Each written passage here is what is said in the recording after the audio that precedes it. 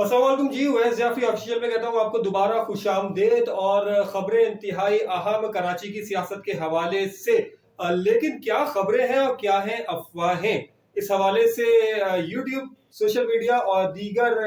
Platforms पे, even के गली मोहल्लों में जो अफवाहों का बाजार गर्म है, उनमें कितनी सदाकत है और कितनी सदाकत नहीं है, ये खबरें मैं आपको दूंगा। और इनके बीच होने वाली साइड स्टोरीज क्या है, ये खबरें मैं आपको दूंगा। अबार अहमद का मौक़िफ़ इस वक्त मैं आपको बताऊंगा। पाक सरजमीन पार्टी के हवाले से जो उन्होंने एक अपनी जो सियासत में जो है खामोशी को तोड़ा है, वो मैं आपको बताऊंगा। और उसके बाद मैं आपको बताऊंगा कि इशरतुल इबाद ने फारूक सत्तार को मनाया या फारूक सत्तार ने इशरतुल इबाद को मनाया। और इन तमाम सिचुएशन के बीच में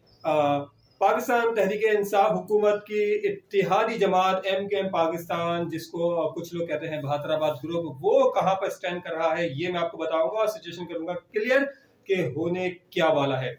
लेकिन सुनिए ये कि साहिल एक है और उसके आगे है समंदर, और समंदर में मौजूद है एक बड़ा जहाज, और जहाज अपनी मंजिल की जानिब जाने की कोशिश कर रहा है। लेकिन समंदर में है तूफान की सूरत हाल, लेकिन साथ ही समंदर का सुनामी जो है वो साहिल पे मौजूद लोगों को कर रहा है मुसलसल तंग। तो साहिल किनारे बसने वाले लोग जो हैं वो सुनामी में खा रहे हैं होते, और उनको रेस्क्यू करने के बजाय इस वक्त कोशिश हो रही है अपने जहाज को बचाने की, क्योंकि अगर जहाज नहीं बचा तो उसमें सवार जो छोटी कश्तियां हैं वो पानी में उतरेंगी और किनारे पे आने की करेंगी कोशिश। तो बेहतर यह है कि पहले सुनामी में होते खाती रियाया को रेस्क्यू किया जाए, उनके जख्मों पे मरहम रखा जाए, बजाय इसके कि जहाज को बचाने की कोशिश की जाए, क्योंकि जहाज उसी सूरत बचेगा जब किनारे मौजूद लोगों की दुआएं उनके काम आएंगी। एनीवेज, कराची की सियासत पर दोबारा आते हैं और कराची से आपको बताएं कि दुबई में क्या हुआ। जनाब आली, अफवाहों का बाजार गर्म है, लेकिन अफवाहें अपनी जगह और हकीकत अपनी जगह। जराए जो होते हैं ना, जो बहुत से लोग कहते हैं कि चिड़िया जो बताती है, तो चिड़िया मुझे तो कुछ नहीं बताती, लेकिन जो जराए बताते हैं और जो जराए से चीजें मिलती है, अगर जराए अथेंटिक हो तो फिर वो खबर बन जाती है। खबर ये जी कि 4 साल पहले और फिर 3 साल पहले और फिर 2 साल पहले और फिर शायद चंद हफ्तों पहले डॉक्टर फारूक सत्तार साहब का एक मौक़िफ़ था, और उनका मौक़िफ़ ये था कि MKM के तमाम रहनुमाओं को इकट्ठा होना चाहिए और एक जो बड़ी छतरी है उसके नीचे इकट्ठा होना चाहिए, और वो छतरी होती है लीडरशिप की। MKM के दीगर जो उनके दोस्त हैं, जो उनके अहबाब हैं, जो MKM के सीनियर या कुछ बानी रहनुमाओं में से हैं, उनका मौक़िफ़ ये रहा कि जनाब MKM को बिल्कुल मुत्तहद होना चाहिए, लेकिन वो जो छतरी है ना लीडरशिप की, वो नहीं चाहते। वो चाहते हैं कि बगैर छतरी के जो है वो सफ़र करें। तो बल्कि वो ये चाहते हैं कि शायद बानी MQM के बाद वो किसी शख्सियत पसंदी या किसी ऐसे लीडर को अपना ना कहें जिसके पीछे जो है फिर उनको सारे हुक्म मानने पड़े, क्योंकि वो अब आज़ाद सियासत करना चाहते हैं और आज़ाद सियासत इस वक्त जारी है। तो खबर यह है कि लंदन से हुई एक प्रेस कॉन्फ्रेंस, और उस प्रेस कॉन्फ्रेंस में कहा गया कि MKM लंदन के जो कारकुनान हैं, जो किसी भी वजह से जो है वो बहादुराबाद या PIB या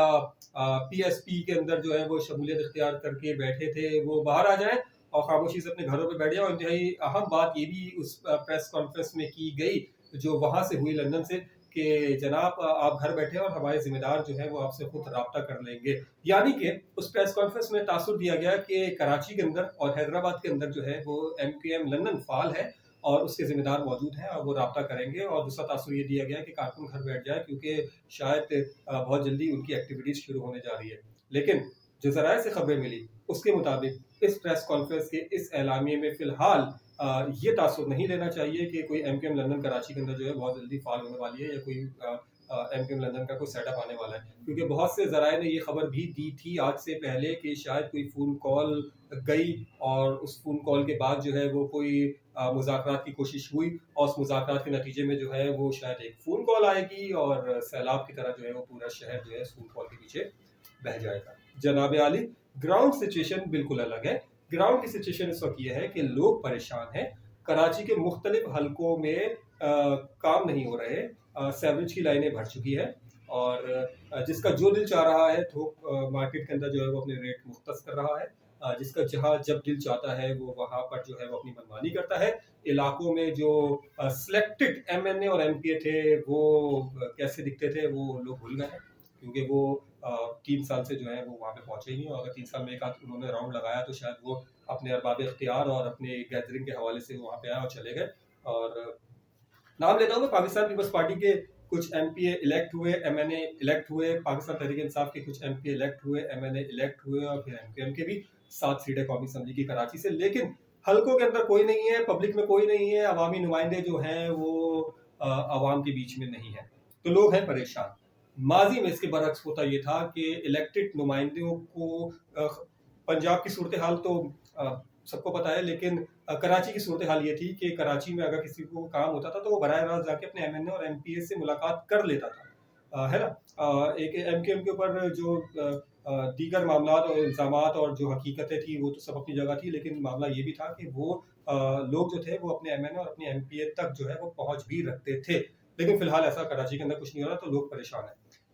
इन तमाम खबरों के बीच में अहम खबर यह है कि एमकेएम का जो रहनुमा इस वक्त पब्लिक में कहीं पे भी दिखाई देता है और नजर आता है, तो लोग उसे जो है वो सीधा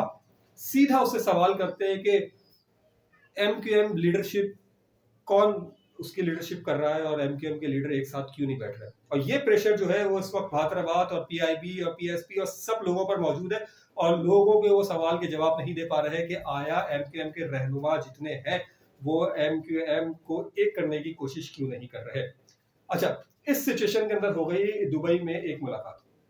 और दुबई में मुलाकात ऐसे वक्त हुई कि जब दुबई में डॉक्टर शतुल इबाद खान साहब ने पाकिस्तान पीपल्स पार्टी के जो मिनिस्टर हैं सिंध के नासिर हुसैन शाह साहब, उनसे मुलाकात की थी। और उसके बाद अफवाहों का बाजार गर्म था और लोग कह रहे थे कि शायद लंदन की सियासत जो है वो दोबारा एंटर होने जा रही है। तो उस बीच में इतनी बेहतरीन टाइमिंग में जो है वो डॉक्टर फारूक सत्तार ने सीधा यूएई का टिकट लिया और चले गए दुबई, और जाके उन्होंने की मुलाकात डॉक्टर इशरतुल इबाद खान साहब से। तो दो डॉक्टर्स की जो मुलाकात है उसके हवाले से बड़े बाखबर जराए ने बड़ी अच्छी इत्तला दी है, आपसे शेयर करता चलूँ कि तासुर तो ये मिला ना, पहला तासुर ये मिला कि शायद डॉक्टर शतुल इबाद खान साहब जो हैं वो लंदन सेटअप के लिए कुछ काम कर रहे हैं, है ना, यही तासुर मिला था ना। अवामी बात कर रहा हूँ, अवामी तासुर का। और उसके फौरन बाद जब इसके ऊपर कोई दलीलें कायम ना हो सकी, तो उसके बाद दूसरा तासुर क्या आया अफवाहों के बाजार में। दूसरा तासुर जनाब ये आया कि डॉक्टर इशरतुल इबाद खान साहब जो है वो शायद लीड करेंगे और मुत्तहदा के सारे धड़ों को और सबको एक करेंगे ना। खबर यह है कि 4 साल पहले, 3 साल पहले, 2 साल पहले और कुछ दिन पहले तक डॉक्टर फारूक सत्तार का जो मौकिफ था लीडरशिप वाला, डॉक्टर फारूक सत्तार अपने मौकिफ से 1 इंच भी पीछे नहीं हटे हैं और उनका यही मौकिफ था। तो अहम बात यह है कि क्या डॉक्टर शतुल इबाद खान ने फारूक सत्तार को मनाने की कोशिश की है या फारूक सत्तार ने डॉक्टर शतुल इबाद खान को मनाने की कोशिश की है। सवाल इंतहाई अहम है। जवाब के लिए यह खबर सुनिए कि डॉक्टर शतुल इबाद खान साहब जो हैं वो जब तक कराची की सियासत में दोबारा एंट्री देने के लिए तैयार नहीं है, कि जब तक उनके काबिल भरोसा, काबिल एतमाद वो साथी और वो रहनुमा जो इस वक्त बहादराबाद ग्रुप के अंदर है, वो उनके साथ इल्हाक में जो है वो रजामंदी जाहिर नहीं करते। इस एक खबर ने इस बात को वाजे कर दिया है कि जनाब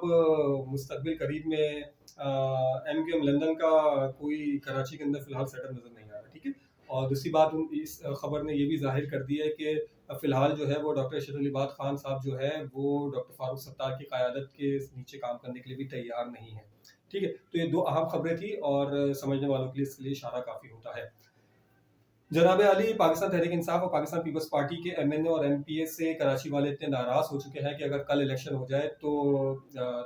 पीटीआई और पाकिस्तान पीपल्स पार्टी को तो वोट नहीं मिलना यहाँ से, लेकिन साथ साथ एमकेएम पाकिस्तान को भी यहाँ से कोई वोट नहीं मिलना, इसलिए क्योंकि एमकेएम पाकिस्तान की भी जो है ना वो ग्राउंड पे कोई इस वक्त बहुत बड़ी डेवलपमेंट और बहुत अचीवमेंट जो है ना वो लोगों ने नहीं देखी, लोगों को नजर नहीं आई है। क्योंकि जब तक आप काम नहीं करेंगे और जब तक लोगों के मसाइल हल नहीं करेंगे तो उनके लोगों ने आपको वोट देके वो आपको में क्यों भेजा था। ये वाली सिचुएशन जो है वो कराची का बाशऊर तबका है। और मुझे बात कहने दीजिए कि शायद पूरे पाकिस्तान में कराची का वोटर्स जो है वो शायद सबसे ज़्यादा सोचता है। माजी में तो खैर दीगर मामलात रहे, इल्ज़ामात की सियासत और ठप्पा माफिया भी और ये सारी चीज़ें रही, लेकिन कराची का वोटर जो है वो डिस्कस करता है ना, कम से कम चीज़ों को समझता है। तो जब उसके समझ में आती हैं चीज़ें तो फिर 5 साल होता है और 5 साल में जो है वो 30 साल की सियासत भी जो है वो पैक हो जाती है ना। तो ये कराची का मिजाज रहा है शुरू से। तो कराची का मिजाज इस सूरत हाल में आगे जाके क्या होगा, अगर कल इलेक्शन होगा या 2 साल बाद इलेक्शन होगा तो एमकेएम पाकिस्तान का क्या होगा। तो जनाब एमकेएम पाकिस्तान के वोटर्स के अंदर भी गुस्सा है, और इसके साथ साथ गुस्सा है उन अफराद में भी जो ये सोच रहे हैं कि एमकेएम पाकिस्तान के मुख्तलिफ धड़ एक हो जाए, लेकिन वो एक नहीं हो रहे, क्योंकि जब तक आपस की चिपकलिश और आपस की रंजिशें दूर नहीं होती तो ये होना मुमकिन नहीं है। स्टैंप एक लग गई है, स्टैंप एक लग गई है लंदन से होने वाली प्रेस कॉन्फ्रेंस में। जब लंदन से प्रेस कॉन्फ्रेंस हुई और ये कहा गया कि पीएसपी और एमकेएम पाकिस्तान के मुख्तलिफ ग्रुपों के अंदर जो लोग मौजूद हैं वो घर बैठ जाएं जी, उनके जिम्मेदार हैं, वो उनसे रब्ता करेंगे, तो वो तासुर तो देने की उन्होंने कोशिश कर दी कि शायद वो फाल है, लेकिन स्टैंप उन्होंने साथ साथ इस खबर पर लगा दिया कि जी एमकेएम पाकिस्तान का किसी रहनुमा को जो है लंदन वाले कबूल करने के लिए तैयार नहीं है। तो ये खबर तो दम तोड़ गई ना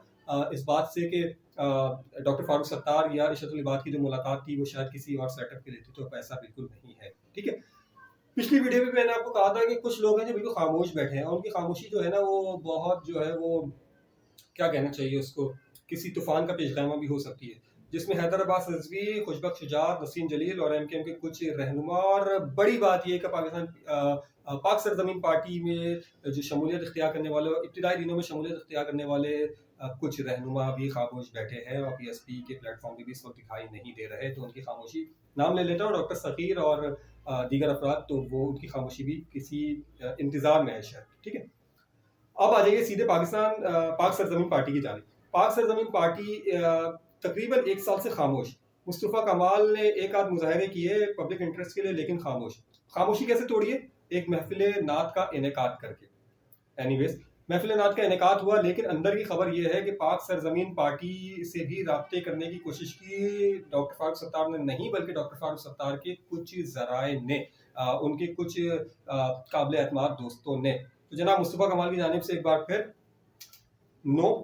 और बहादराबाद जो है वो उसका स्टेटमेंट हमेशा से ये कि जी वेलकम, आइए बहादराबाद आइए, हमें बुला लीजिए, हम बैठ के बात करने के लिए तैयार हैं, लेकिन वो जो छतरी है ना लीडरशिप की, इनकार बहादराबाद से। तो पीआईबी कॉलोनी और पीआईबी कॉलोनी के जो डॉक्टर फारूक सत्तार के करीबी लोग हैं वो हमेशा से कह रहे हैं कि उनको जो है लोगों को जवाब देना है और अपने वोटर्स को जवाब देना है। यही मौक़िफ़ है जी बहादराबाद ग्रुप का, और यही मौक़िफ़ है जी पीएसपी का। लेकिन कराची की सियासत किस करवट बैठती है और आने वाले दिनों में क्या होता है, ये सिर्फ कराची वालों का मसला नहीं, ये मसला है पूरे मुल्क की सियासत का। क्योंकि कराची से वोट पड़ने के बाद और 20-22 कौमी असम्बली की नशिस्तें लेने के बाद जो जमात कौमी असम्बली में जाएगी, वो जमात जी बैकबोन होगी फेडरल गवर्नमेंट का, जो भी अगला सेटअप बनता है, चाहे वो पाकिस्तान तहरीक इंसाफ का ही दोबारा सेटअप आए या किसी और जमात का या किसी और इत्तेहाद का बड़ा सेटअप आए। तो क्योंकि आपने भी देख लिया कि एमकेएम के पास सिर्फ 7 सीटें थी, और वो 7 सीटें जो थी वो इतनी काउंटेबल हो गई थी कि अगर वो वोट नहीं पड़ते तो शायद कानून साजी के लिए जो है मुश्किलात हो जाती। तो इससे ये तासुर आपको नहीं मिलता कि एमकेएम की सियासत को लेके सिर्फ जनाब अली कराची के लोगों के मसाइल नहीं है, ये मसाइल शायद पूरे पाकिस्तान के लोगों के हैं। तो क्या कराची में आने वाले दिनों में पीएसपी को कोई बड़ा ब्रेक थ्रू मिलने वाला है, या डॉक्टर फारूक सत्तार की कोशिश कामयाब होने वाली है, या फिर डॉक्टर इशरत अली बात साहब जो है वो बात मान लेंगे डॉक्टर फारूक सत्तार की, या फिर आफाक अहमद जो एक इंतहाई अहम नाम कराची की सियासत का लेकिन खामोश, क्या वो कोई बड़ी धुआंधार एंट्री देने जा रहे हैं? अहम सवाल है। जवाब ये है कि जी जो राब्ता हुआ था इत्तेहाद के लिए, तो डॉक्टर फारूक सत्तार की जानिब से जो कोशिश की गई थी, तो आफाक अहमद भी जो है वो फिलहाल तैयार नहीं है। तो और उनकी एक बड़ी वजह है कि वो महाजिर सियासत ही करना चाहते हैं जो कई सालों से कर रहे हैं, लेकिन मुत्तहदा कौमी मूवमेंट जो है वो मुल्की सियासत की जानिब जो है वो अपने कदमों को तेज बढ़ाना चाहती है, और डॉक्टर फारूक सत्तार भी यही चाहते हैं, बहादराबाद भी चाहता है। लेकिन ओवरऑल सिचुएशन ये है कि रुक गए हैं मामला। डॉक्टर शहजाद खान की वापसी थी लेकिन रुक गई है, और ये सारे मामला क्यों हुए, कैसे हुए, ये सारी खबरें मैंने आपको अंदर की दी है कि लीडरशिप जो है ना वो शायद अब बहुत से लोग, कुछ लोगों की बात नहीं कर रहा मैं, बहुत से लोग जो है एमकेएम के रहनुमा, वो अब लीडरशिप के अंडर काम नहीं करना चाहते, वो अब आज़ाद काम करना चाहते हैं, वो अब ऐसे ही काम करना चाहते हैं जैसे वो काम कर रहे हैं, जैसे पाकिस्तान में सब काम कर रहे हैं। तो जनाब ये थी खबर, और इस खबर के हवाले से